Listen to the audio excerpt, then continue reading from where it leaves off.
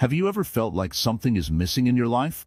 Like you're stuck in a loop, running after things that never seem to bring true happiness? Or maybe you're just too busy to stop and ask yourself, am I truly living the life I want? Or am I merely existing? We all have moments when we feel lost, uncertain, or disconnected. But what if there was a way to break free from this cycle and truly transform your life before 2024 ends? Imagine waking up every day with a clear sense of purpose, inner peace, and the confidence to face challenges head-on. Sounds too good to be true, right? Well, it's not. It's possible, and it's all about fixing yourself first. But how do you begin? Where do you start when life feels overwhelming? Let's explore this together, and by the end of this journey, you'll have practical tools to create lasting change in your life. Before we dive deeper, let me tell you a little story. Think of a potter shaping clay. The clay starts off rough, and the potter molds it with patience, care, and precision. It takes time, but eventually, the clay becomes something beautiful, a work of art. Just like that, you can shape your life, your thoughts, and your actions into something meaningful. It's all about starting the process of self-improvement and becoming the best version of yourself. Welcome to Wisdom Woven, where we explore life-changing concepts with a focus on simplicity and mindfulness. If you're ready to transform your life, don't forget to hit the like button, comment your thoughts, and share this with others who might need it. Also, there are so many views on this channel, but only 0.2% of you have subscribed. So, please take a moment to subscribe to our channel so you can stay updated on all the wisdom we share. In this video, we'll be delving into Buddhism, an ancient yet timeless philosophy that has helped millions find peace, purpose, and inner balance. It's not just about spiritual growth, but practical steps for everyday life. Let's begin this journey together and learn how we can fix ourselves, step by step, before 2024 comes to a close. The Four Noble Truths. Understanding the root of suffering. To truly understand how to transform your life, we must first understand why we suffer. All of us, at some point or another, face pain, loss, or frustration. It's part of being human. But in Buddhism, there's a very important teaching that explains why suffering exists and how we can overcome it. This teaching is called the Four Noble Truths. Let's break them down in simple terms, so that you can begin to see the world with clarity and start the journey to peace. The first truth is the truth of suffering, or dukkha. Now, this doesn't mean that all of life is bad or miserable, but rather that life, as it is filled with moments of discomfort, pain, or dissatisfaction. Whether it's a broken relationship, a job you don't love, or a dream that didn't come true, there's always some kind of suffering. But here's the thing. Suffering isn't just physical pain. It's also the emotional and mental struggles we face when things don't go as we expect or want. The frustration of not reaching our goals, the sadness of losing someone or something, and the stress of living up to expectations. These are all forms of suffering. Now, you might be thinking, that sounds depressing, right? But here's the most important part. Recognizing that suffering is part of life is actually the first step toward freedom. We can't fix what we don't acknowledge. And when we accept that suffering is inevitable, we stop fighting against it. Instead, we learn to live with it, understand it, and, most importantly, move beyond it. The second truth is the truth of the cause of suffering. This is called samudaya. In simple terms, the cause of suffering is craving or desire. We all have desires. We want money, we want love, we want success, and we want things to be different than they are. And there's nothing wrong with wanting things. It's natural. But here's where it gets tricky. When we become attached to these desires, they become the source of our suffering. Think about it. How many times have you wanted something so badly, only to realize that when you finally get it, it doesn't bring you the happiness you thought it would? Maybe you wanted that new phone, or that vacation, or that perfect job. At first, it feels great, but after a while, the excitement fades. The craving for something new begins again, and the cycle starts all over.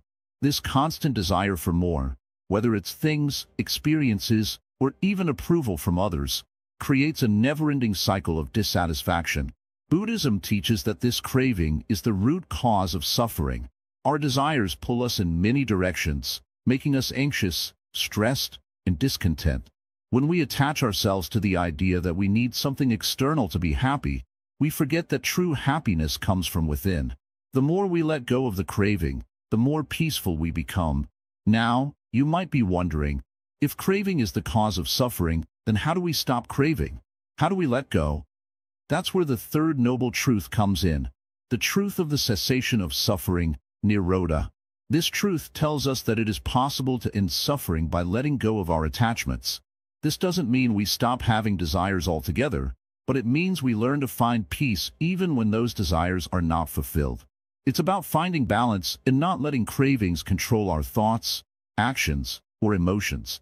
Imagine you are holding onto a rope very tightly. The tighter you grip, the more your hands hurt. But if you let go, your hands are free and the pain disappears. This is what Buddhism teaches us about craving. By loosening our attachment to things, we free ourselves from the constant cycle of dissatisfaction. We don't need to chase after things to feel complete. Instead, we can learn to be content with what we have, and we can cultivate gratitude for the present moment. The fourth noble truth is the truth of the path to the cessation of suffering, magga. This is where the Eightfold Path comes in, and we'll explore that more deeply in the next part. But for now, just know that there's a way to walk out of suffering. It's a practical guide to transforming your life, and it shows us how to live wisely, ethically, and with mindfulness. The Eightfold Path provides us with a clear roadmap to end suffering by changing our way of thinking, acting, and being. To summarize these four noble truths, suffering is inevitable, it's part of life. The cause of suffering is craving, our desires and attachments. We can end suffering by letting go of these cravings. There's a path to end suffering, the Eightfold Path, which shows us how to live mindfully and wisely. So, what does this all mean for you? Well, when you understand these truths, you begin to see your life differently.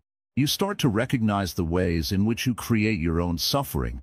The more you understand the root cause of your pain, the better equipped you are to deal with it. The key is not to avoid suffering, but to understand it, learn from it, and transform it. In your daily life, this can play out in simple ways. For example, let's say you've been struggling with a feeling of dissatisfaction. Maybe you're always chasing after the next big thing, whether it's a promotion, a new car, or the approval of others. Once you recognize that this constant craving is the cause of your suffering, you can start to shift your perspective. You can begin to practice contentment, to find joy in the present moment, and to let go of the need for external validation. This is not an easy path. It requires patience, self-awareness, and a willingness to change. But the reward is worth it. By understanding the Four Noble Truths, you begin to free yourself from the cycle of craving and suffering. You begin to live a life that is more peaceful, more mindful, and more fulfilling. The journey may be long, but with each step, you move closer to freedom. So, take a moment today to reflect on these truths. Where are you experiencing suffering in your life? Are there areas where you are holding on too tightly to desires or expectations? And most importantly, are you ready to begin the process of letting go? Remember, transformation begins with awareness. And once you understand the Four Noble Truths, you'll find that you have the power to change your life for the better. The Eightfold Path, a blueprint for a fulfilling life. Life can sometimes feel overwhelming, right? We all have dreams, desires, and goals, but often we get lost in the distractions and struggles of daily life. The constant chase for success, approval, and possessions can leave us feeling empty, no matter how much we achieve. So, what's the secret to finding real peace and fulfillment? It's not about having more, doing more, or being more. It's about finding balance and clarity within ourselves, and that's exactly what the Eightfold Path offers. The Eightfold Path is a core teaching of Buddhism, laid out by the Buddha himself. It's a simple yet profound guide to living a life that's not only peaceful but also filled with meaning and purpose. When followed correctly, the Eightfold Path leads us toward the end of suffering, showing us how to live harmoniously with others and within ourselves. 1. Right view. The first step on the path is right view. This means seeing the world as it truly is, not through the lens of our biases or illusions. We often see life distorted by our desires, fears, or past experiences, and that clouds our judgment.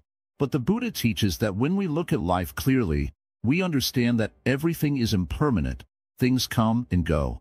Our feelings, possessions, and even our problems will pass, just as good times will eventually fade. Realizing this helps us avoid unnecessary attachment, allowing us to live with a deeper sense of peace. Right view also involves understanding that suffering is a natural part of life. It's not something to fear or avoid, but to accept and learn from. By acknowledging this truth, we free ourselves from the constant struggle to escape discomfort. Instead, we learn to embrace it and grow stronger. When we understand the truth of suffering and its causes, we can make better choices that lead to our liberation. 2. Right intention. Next, we have right intention. This refers to having the right mindset, an attitude of goodwill, compassion, and non-attachment. It's about choosing to act with kindness, not out of selfishness or hatred. Often, our actions are motivated by greed, fear, or a desire for approval. But these motivations only lead to more suffering, both for ourselves and others. Right intention asks us to look deeper and cultivate intentions based on love, empathy, and a desire to help. When our intentions are pure, we naturally attract positive energy into our lives. We stop seeking external validation and focus on the inner satisfaction that comes from doing the right thing. It's about living in alignment with our values, not chasing fleeting desires that only lead us astray. 3. Right speech. Words have power. Right speech teaches us to speak truthfully, kindly, and constructively. This means avoiding harmful speech such as lying, gossiping, or speaking with anger. Our words can either uplift or hurt, and when we are mindful of how we communicate, we create harmony around us. We've all experienced how a single harsh word can damage a relationship, while a kind, thoughtful response can heal wounds and bring people closer. By practicing right speech, we learn to speak with wisdom and compassion. It's about choosing words that foster understanding, support, and love. Our words should reflect our intentions, so when we speak with purpose and care. This not only builds better relationships, but also creates a more peaceful inner environment for ourselves. 4. Right action. Right action is about living ethically and making choices that benefit ourselves and others. This involves abstaining from actions that harm, such as killing, stealing, or engaging in sexual misconduct, and instead choosing actions that promote kindness, generosity, and respect for life. Right action is not just about following rules. It's about cultivating a life that aligns with the values of compassion and respect for all beings. Every choice we make, no matter how small, contributes to the direction of our lives. When we choose to act in ways that are harmonious with our values, we naturally bring more peace into our lives. This doesn't mean we're perfect, but it does mean we're conscious of the impact of our actions and work toward creating a positive ripple effect in the world. 5. Right livelihood. The fifth element is right livelihood, which refers to earning a living in a way that does not harm others or the environment. It's about doing work that aligns with ethical principles and contributes positively to society. This might seem challenging, especially in a world where profit and success often take precedence over well-being. But right livelihood encourages us to find a way to make a living that also nurtures our values and supports our growth. When we work in harmony with our values, we feel more fulfilled in our careers and daily activities. Our work no longer feels like a burden, but a meaningful part of our life's journey. Right livelihood asks us to consider the impact of our work on the world around us, whether it's through the way we treat our colleagues, the products we create, or the services we offer. 6. Right effort. Right effort is about cultivating good habits and diligently working toward personal growth. It's not about pushing ourselves to the point of exhaustion or frustration, but about making a consistent effort to develop positive qualities in our minds and hearts.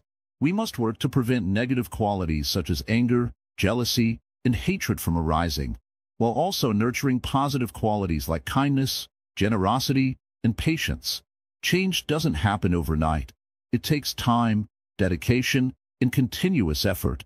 But with the right attitude, every step forward, no matter how small, brings us closer to the person we want to become. Right effort teaches us that progress is not about perfection but persistence. 7. Right mindfulness. Mindfulness is the key to living fully in the present moment. Right mindfulness encourages us to be aware of our thoughts, feelings, and actions without judgment. Often, we are so caught up in our past regrets or future worries that we forget to experience the now. Mindfulness helps us break free from this cycle, bringing our attention to the present moment and allowing us to appreciate life as it is. When we practice right mindfulness, we develop a deeper awareness of ourselves and our surroundings. We become more attuned to our emotions and actions, helping us make better choices in each moment. This mindfulness doesn't just help us deal with difficult situations. It also enhances our appreciation for the simple joys of life, from a warm cup of tea to a smile from a friend. 8. Right concentration. Finally, we arrive at right concentration. This refers to the ability to focus the mind with clarity and strength. Through practices like meditation, we can train our minds to stay concentrated on a single object or thought, free from distractions. Right concentration is not just about stilling the mind. It's about developing the mental discipline to see things clearly and make wise decisions. When we practice right concentration, we create space in our minds for deeper insights and understanding. Our thoughts become clearer, our actions more purposeful, and our lives more focused. This mental clarity leads to greater wisdom, peace, and an overall sense of well-being. Mindfulness and meditation, cultivating inner peace. In the rush of our daily lives, it's easy to forget about ourselves. We get caught up in the noise, the constant chatter of our minds, the endless tasks, the pressures we face. But amidst all of this, there is a simple yet powerful tool that can change everything: mindfulness. Mindfulness is the practice of being fully present, of paying attention to the moment without judgment. It's about slowing down and noticing the small things, like the feeling of the ground beneath your feet, the sound of your breath, or the way the light falls through a window. When you practice mindfulness, you stop reacting mindlessly to life. Instead, you begin to observe it, and in that observation, you gain the power to choose how you respond. Imagine this. You're walking down the street, and someone bumps into you. What's your immediate reaction? Often, it's anger or frustration, right? You might want to say something harsh, or let the irritation linger. But mindfulness teaches you to pause. In that split second, you can choose to take a deep breath, acknowledge that it's just an accident, and let it go. You don't have to let that small moment of discomfort ruin your day. When you're mindful, you start to see life as it really is, rather than how your mind wants to interpret it.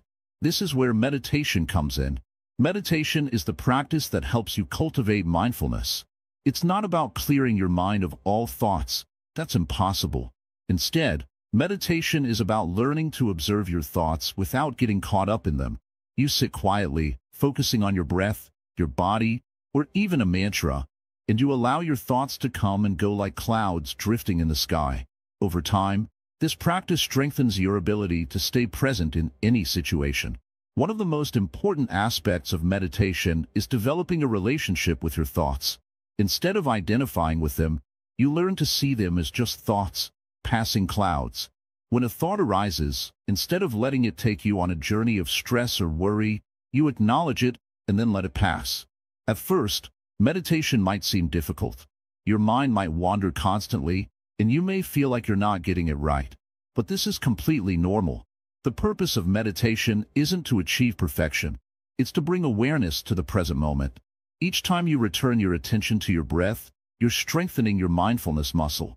Even a few minutes of this practice each day can start to transform how you experience the world. Let me share a simple story with you. There was once a monk who spent years meditating in silence. One day, a man approached him and asked, "Master, how do you find peace in such a chaotic world?" The monk smiled and pointed to a pond. He said, "Look at the water. When the water is still, it reflects everything clearly. But when the water is disturbed, it becomes murky, and you can no longer see clearly. Your mind is like that water. When it's calm and still, you can see things as they truly are. But when it's disturbed, everything becomes unclear, and your reactions become clouded."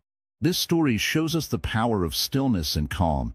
Our minds are often like that muddy water, disturbed by endless thoughts, worries, and distractions. But through mindfulness and meditation, we can clear the water, allowing us to see life with greater clarity and make more conscious choices. Now, you might be wondering, But how do I find time for mindfulness and meditation in my busy life? The answer is simple. Start small. It doesn't have to take hours. Even just 5 minutes of mindful breathing or a short meditation session in the morning or before bed can make a huge difference. Over time, you'll find that these moments of stillness become a natural part of your day, and the benefits will begin to show in every aspect of your life. When you're mindful, you start to notice patterns in your thinking and behavior that you may not have seen before.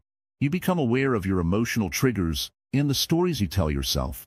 Instead of reacting out of habit or impulse, you start to choose your responses.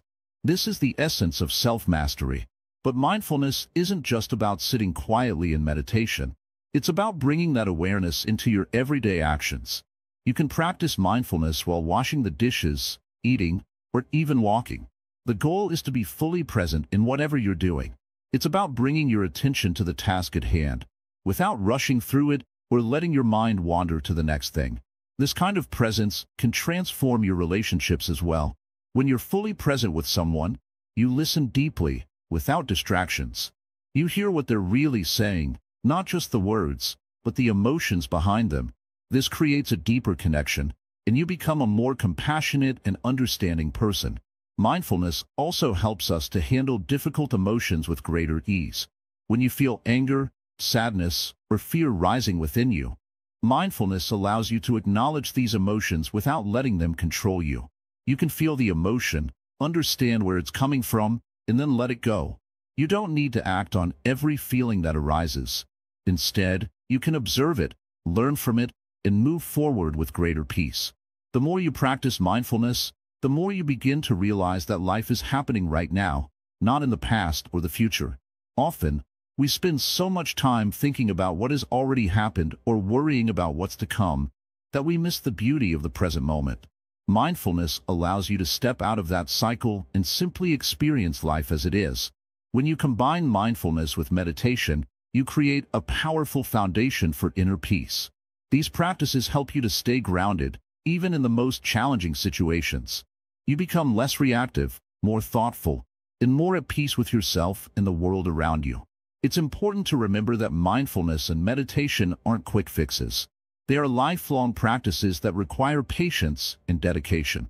But the more you practice, the more profound the benefits become. Over time, you'll notice that you feel calmer, more centered, and more in control of your emotions and thoughts. Ultimately, mindfulness and meditation are tools for self-discovery. They help you to uncover the layers of your mind, to understand your true nature, and to cultivate a sense of inner peace that doesn't depend on external circumstances. When you can find peace within yourself, you carry that peace with you wherever you go. This is the path to true transformation. It's not about changing the outside world. It's about changing how you relate to the world. When you change your mind, you change your life. Mindfulness and meditation are powerful practices that help you to do just that. By cultivating a calm and focused mind, you'll be able to face the challenges of life with clarity, compassion, and wisdom. So, I invite you to begin this journey today. Take a few moments to sit quietly, focus on your breath, and practice being fully present in the moment. Let go of the distractions, the worries, and the noise. Just breathe and be here now. With each breath, you are taking a step closer to cultivating the inner peace and clarity you seek. Remember, the key to mindfulness is not to strive for perfection, but to simply be aware. Even when your mind wanders, gently bring it back to the present moment. Over time, you'll find that the moments of peace become longer, and the moments of stress become shorter. This is the transformative power of mindfulness and meditation. Letting go, the art of detachment and acceptance. In life, we often carry heavy burdens, most of which we don't even realize. The weight of expectations, past hurts, failures, and even our desires. These burdens weigh us down, limit our freedom, and block our path to true happiness. So, what is the secret to freeing ourselves from all this weight? It's simple: let go. Letting go does not mean abandoning everything that matters to you. It means releasing your attachment to things, to outcomes, to people, and even to your own ideas about how life should be. It's about freeing yourself from the prison of expectations that keep you locked in cycles of disappointment and frustration. Take a moment and think. How much of your time is spent chasing after things that, deep down, you know won't bring lasting happiness? How much energy do you spend worrying about what others think, or trying to prove your worth through external achievements? Letting go is about recognizing that these things are not the source of your happiness. True peace comes when you stop clinging to what is temporary and start embracing the present moment. Buddhism teaches us that attachment is the root of suffering. We attach ourselves to people, possessions, ideas, and experiences, hoping they will give us lasting satisfaction. But the truth is, everything in life is impermanent. People change. Things break. Our ideas evolve. If we place our happiness in things that are constantly shifting, we are setting ourselves up for disappointment. Letting go is the practice of accepting this impermanence. To let go, we must first recognize our attachments. It's not always easy because we often become so wrapped up in our desires and our need for control. Think about the way we hold on to our opinions or judgments. We form beliefs about how things should be, and when life doesn't match those beliefs, we feel unsettled. This is attachment at work. But when we start to see that life is unpredictable, and we can't control everything, we open ourselves to true freedom. This doesn't mean we stop caring. On the contrary, letting go is a way of caring deeply without being bound by expectations. It's like holding a leaf in your hand. You can appreciate its beauty, its texture, and its presence, but you don't need to cling to it. You allow it to be free, to fall when the time comes. You accept that it, like everything else, is temporary. Letting go also applies to our emotions. Many of us hold on to anger, regret, guilt, or fear for years, thinking these emotions define us. We allow them to control our thoughts and actions, and they take up so much space in our hearts. But when we let go of these emotions, when we stop identifying with them, we create space for healing and peace. You are not your anger. You are not your past mistakes. You are not your fear. You are a being capable of transformation, and the first step is letting go of what no longer serves you. There's a beautiful story in Buddhist teachings that illustrates the power of letting go. It's about a monk who was walking through the forest with his teacher. As they walked, they came across a river, and the teacher pointed out a large stone in the middle of the river. "That stone," said the teacher, "is like the attachment you hold to your desires." The monk, curious, asked, "But why should I let go of my desires? They bring me joy." The teacher responded, "The stone looks solid, but it is constantly being eroded by the water. Your desires are the same. They may seem firm and satisfying, but they are like the stone, slowly being washed away by the current of life. If you hold on too tightly, you'll be left with nothing but emptiness. Let it go, and you'll experience true freedom." Letting go is not a one-time event. It's an ongoing practice. Every day, we are presented with opportunities to release our attachments. Whether it's letting go of a judgment we hold about someone, releasing the need for approval, or accepting that life is not always going to follow the script we've written in our minds. It's a continuous process of accepting what is and surrendering what was. The more we practice letting go, the more we cultivate inner peace and contentment. But how do we start? How can we practice letting go in our daily lives? The first step is awareness. Pay attention to the moments when you feel frustration, anger, or anxiety. Ask yourself, what am I holding on to in this moment? What am I afraid of losing? Is it really necessary to hold on to this thought, this belief, this attachment? Awareness is the key to breaking free from the grip of attachment. The second step is forgiveness. This is one of the most powerful ways to let go. Often, we hold on to grudges or resentments, thinking that by doing so, we are punishing the person who wronged us. But the truth is, holding on to anger or bitterness only harms us. When we forgive, we release the hold that the past has on us, and we create space for peace. Forgiveness is not about excusing someone's actions. It's about freeing yourself from the pain of the past. The third step is to practice detachment in a loving way. This may seem counterintuitive, but detachment does not mean indifference. It means loving without clinging. It means caring for others without trying to control them or expecting them to meet your every need. When you detach from outcomes, you begin to find joy in the process, not in the result. The fourth step is mindfulness. Being present in the moment allows us to let go of the constant stream of thoughts about the past or future. When we are truly present, we stop worrying about what could go wrong and start enjoying what is. This shift in focus helps us release the need for control and fully embrace the present. Finally, understand that letting go is a form of self-compassion. We often hold on to things because we fear change, or we think we need these attachments to feel safe. But in reality, letting go is an act of loving yourself enough to say, I deserve peace. I deserve freedom. You don't need to carry unnecessary burdens. You don't need to hold on to fear or regret. You are worthy of joy, just as you are. The journey of letting go is not always easy, and it may take time. But with patience, awareness, and practice, you will find that life becomes lighter. Your heart becomes freer, and you will experience the deep peace that comes with truly accepting life as it is. Letting go is not about losing yourself. It's about finding the true you. It's about freeing yourself from the illusions and attachments that hold you back from living a life of authenticity, joy, and peace. So, take a deep breath, let go of your worries, and allow yourself to be present in this moment, knowing that you are exactly where you need to be. The middle way, balancing extremes in life. In life, we often find ourselves caught in extremes. On one hand, we may be chasing after material success, money, status, possessions, all the things society tells us will bring happiness.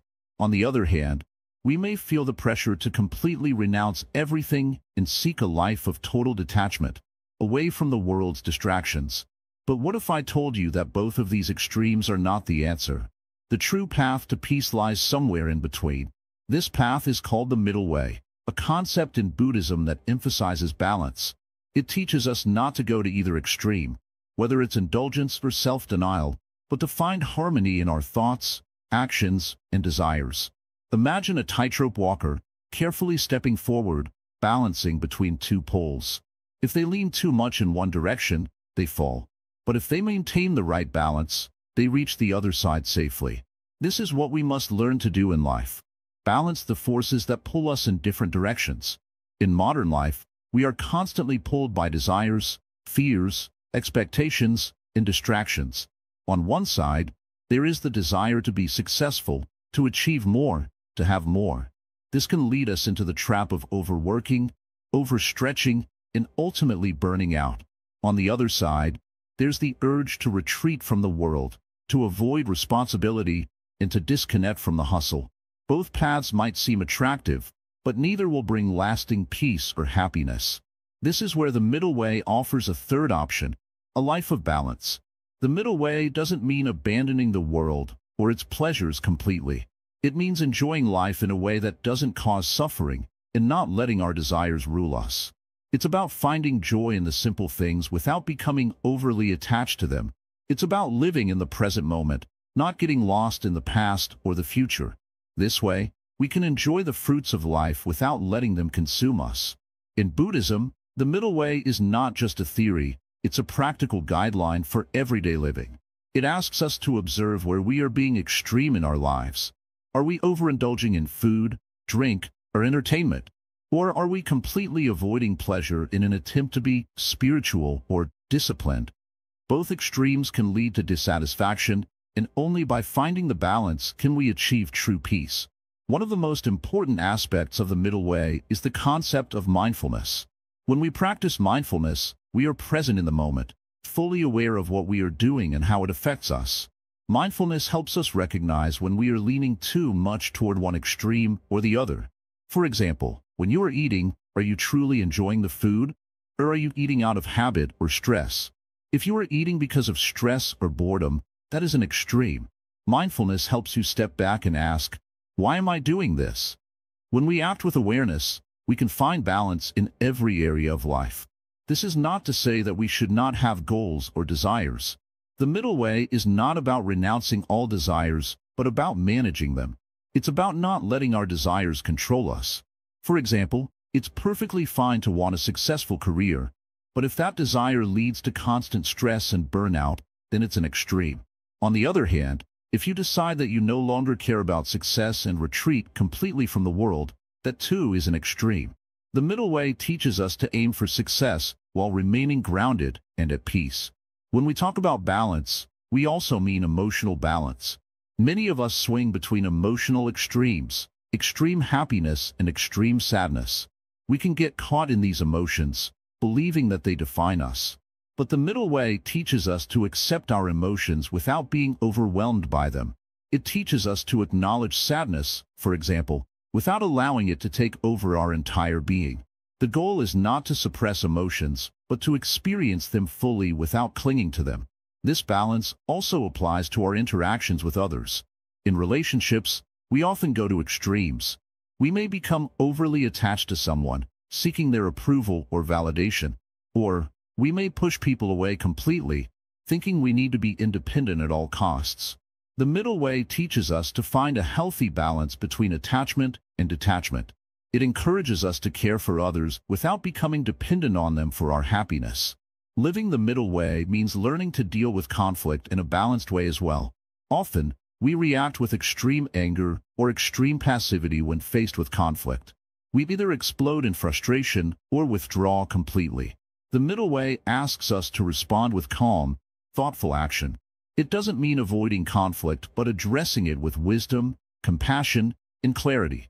When it comes to our spiritual practice, the middle way guides us as well. Some people may go to the extreme of practicing spiritual disciplines rigorously, believing that extreme self-discipline will lead to enlightenment. Others may avoid spiritual practice altogether, thinking it is unnecessary in their modern lives. The middle way, however, teaches us that spirituality is about finding balance, setting aside time for meditation, reflection, and mindfulness without letting it dominate our entire existence. It's about integrating spirituality into daily life in a natural, non-obsessive way. In the end, the middle way isn't just about avoiding extremes. It's about living with clarity. It's about being conscious of our thoughts, actions, and desires. It's about making choices that align with our true purpose in life and not being swayed by external pressures or internal compulsions. It's about recognizing that true happiness doesn't come from chasing after external achievements or pleasures, but from finding inner peace and contentment. Life is full of challenges, distractions, and temptations. But if we can learn to walk the middle way, we'll find that we can navigate these challenges with grace and wisdom. It doesn't mean that life will be perfect or without difficulty, but it means we can face those difficulties without being overwhelmed by them.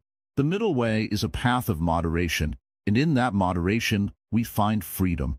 Freedom from the extremes that pull us away from our true selves. So, ask yourself today, are you living in balance? Are you caught in extremes, chasing after success, or avoiding it altogether? If so, it's time to step back and reflect. The middle way is waiting for you, offering a path of peace, clarity, and fulfillment. By embracing this path, you can begin to live a life that is truly aligned with who you are and what you want to be. Karma and cause and effect, shaping your future through actions. Let's pause for a moment and think about something simple. What goes up must come down. This is true for everything, not just for objects in the sky, but for every action we take in life. Every word we speak, every thought we have, and every action we do has an effect. This is the essence of karma. It's not a punishment or a reward, but a natural law of cause and effect. And the good news is that it's in our hands to shape it. Karma is often misunderstood. Many people think of it as a force that brings justice or vengeance. But the true meaning of karma is much simpler and more profound. It's about the energy we send into the world, whether it's positive or negative, and how that energy comes back to us. Imagine it like planting seeds. When you plant a seed of kindness, for example, you're nurturing it with your actions, thoughts, and words. In time, that seed grows, and you receive the fruits of your kindness. On the other hand, if you plant seeds of anger, negativity, or selfishness, those seeds will also grow, bringing with them their own consequences. This is why it's so important to be mindful of your actions. Karma isn't about fate, it's about free will. It's about understanding that you are constantly creating your future with every choice you make. You may not always see immediate results, but trust that the energy you put out into the world will come back to you in ways you may not expect. And the best part is, you have the power to change it all, starting right now. Think of it this way. Imagine you're walking down a road, and along the way, you come across a bunch of pebbles. You have a choice. You can either pick up the pebbles and carry them with you, or you can leave them where they are. If you choose to pick them up, they'll weigh you down as you walk. But if you leave them behind, you can move forward with ease. This is how karma works in our lives. Every negative thought, every hurtful word, and every selfish act adds weight to our journey. But every kind act, every positive thought, and every moment of patience lightens our load and helps us move forward with ease. The key to understanding karma lies in this. Intention matters. It's not just about the action itself, but the reason behind it. When you do something with good intentions, when your heart is pure and your mind is focused on positive outcomes, you're creating good karma. Even if the outcome isn't immediately visible, the intention behind your actions matters. It's like planting a tree. You don't expect the fruit to grow the same day you plant the seed, but you trust that with care, time, and patience, the tree will eventually bear fruit. Let's take an example. You're walking down the street, and you see someone drop their wallet. Without a second thought, you pick it up and hand it back to them. In this simple act, your intention was pure. You weren't looking for recognition. You didn't expect anything in return. You just acted out of kindness. In that moment, you created positive karma. Maybe nothing immediately happens to you, but over time, that small act of kindness will ripple out and come back to you in ways you cannot predict. Perhaps in the future, someone will help you in your time of need, or you'll receive unexpected support at just the right moment. On the flip side, imagine a situation where you act out of anger. Let's say you're in an argument with a friend, and in the heat of the moment, you say something hurtful. Even though you might feel justified in the moment, the energy you send out with your words will come back to you. The friend may react with anger, and the relationship could be damaged. But the bigger consequence is internal. You may carry that negativity with you, and it may affect your peace of mind. It may even affect your future actions and relationships. Karma, therefore, isn't just about external consequences. It's deeply personal. Every time you act out of anger, jealousy, or greed, you're not just hurting others, you're hurting yourself. You may not see it right away, but over time, the negativity you create will take root in your heart and mind. Then the more you act in this way, the harder it becomes to find peace. The key to breaking this cycle is awareness. You have the power to choose your actions. You have the ability to pause, reflect, and act with intention, compassion, and wisdom. It's also important to remember that karma doesn't always operate on a straight line. Sometimes, good actions take time to manifest, and sometimes, the effects may not be immediately visible. Similarly, bad actions don't always result in immediate consequences. But just like a pebble dropped into a pond causes ripples, every action you take, whether big or small, sends out ripples into the world. These ripples eventually return to you, sometimes when you least expect it. This is why it's so crucial to practice patience and trust in the process. At its core, karma is about mindfulness, being aware of the energy you're putting into the world. Every moment is an opportunity to shape your future. Whether it's how you treat others, how you speak to yourself, or how you respond to challenges, you are constantly making choices. The more aware you are of your actions and their impact, the more you can align yourself with positive karma. Now, let's talk about the idea of karma and rebirth. Many people think that karma only affects this lifetime, but in Buddhism, it's believed that karma extends across lifetimes. Your actions in this life can influence your future rebirths. If you live a life filled with kindness, wisdom, and compassion, you create positive karma that will affect your next life. If you live with greed, anger, and ignorance, you create negative karma that will shape your future rebirth. However, the great news is that no matter what your past has been, it's never too late to start creating good karma right now. This brings us to an essential point: redemption. No one is stuck forever in bad karma. You can change your trajectory at any moment. The moment you decide to live with kindness, mindfulness, and wisdom, you start planting seeds of positive karma that will grow and flourish in the future. You may not see the fruits of your labor right away, but trust that the seeds you plant today will bloom in the time they are meant to. So, what can we do to shape our karma moving forward? Start by being mindful of your thoughts, words, and actions. Reflect on your intentions before you act. Ask yourself, Am I acting with compassion? Am I speaking with kindness? Am I responding with wisdom? It's these small moments of awareness that create lasting change. And remember, karma is not about perfection. It's about effort. It's about constantly striving to do better, to act with more mindfulness, and to bring more goodness into the world. By understanding karma and taking responsibility for our actions, we can not only change our lives but also the world around us. When we act with good intention, the ripple effect is powerful. And in this way, we begin to shape not only our future but the future of those we touch, creating a better, more compassionate